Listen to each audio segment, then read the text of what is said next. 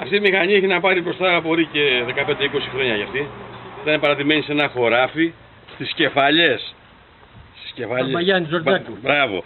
Λοιπόν, όταν βγήκαν αυτές οι μηχανές, εγώ ήμουν πράγμα για γέννητος. Βέβαια, λόγω του μπαρμπαστάθη που είχαμε εδώ, μου έδειξε πώς να τις επισκευάζω και τις δούλεψα.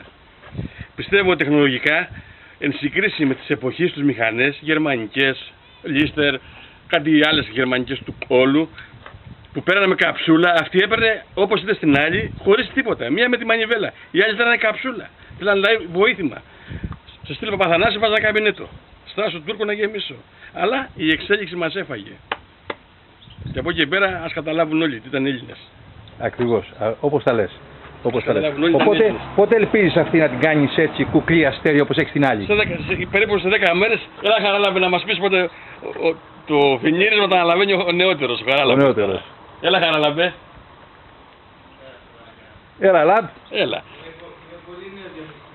Ίσα-ίσα είσαι πολύ νέος. Είσαι πολύ νέος για να έχεις την όρεξη και τη δύναμη να φτιάχνεις ωραία τα... Αυτή είναι η ιστορία της Ελλάδος. Αυτές οι μηχανές, Παπαθανάση, Αξελός, Κανάκη που λέγαμε τον Γιώργη, που δεν τις ξέρουν.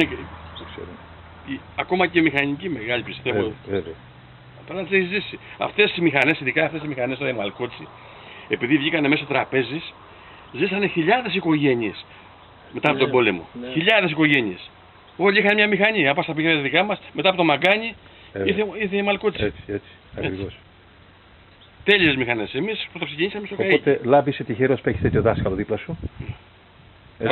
Καλός δάσκαλος. Το Μπαρμπαστάθη, το Μαγκάρι, το Μπαρμπαστάθη. Συνέχεια. Και ο Στράτης τυχερός που έχει ένα παλικάρι σαν του Χαράλαμπε. Αυτό σίγουρα. Αυτό είναι το σίγουρο.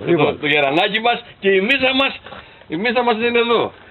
Δείξτε το φίλο μας η μίζα μας γιατί το μισοδυναμό Χόντα. Το μισοδυναμό Χόντα. Ωραίος. Τέρμα. Και θα φτιάξουμε και τις υπόλοιπες. Όλοι θα βοηθήσουν. Έτσι ακριβώς. Να αναδείξουμε τις ελληνικές μηχανές. Ωραία αδερφέ. Σε 10 μερούλες πιστεύω θα είναι έτοιμο.